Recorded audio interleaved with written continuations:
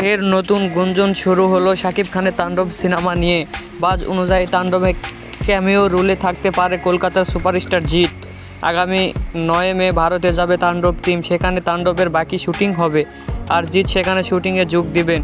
উল্লেখ্য, শাকিব খানের নতুন সিনেমা মানেই বাজ রিউমার্স। সো এটা তেমন একটি বাজ, সত্যতা জানতে হলে আরও কিছুদিন অপেক্ষা করতে হবে আমাদের। সবাই যদি তাণ্ডব সিনেমার মুভির নতুন আপডেট পেতে চান, অবশ্যই চ্যানেলটিকে সাবস্ক্রাইব করে রাখবেন এবং পরবর্তী ভিডিওর জন্য অপেক্ষা করুন।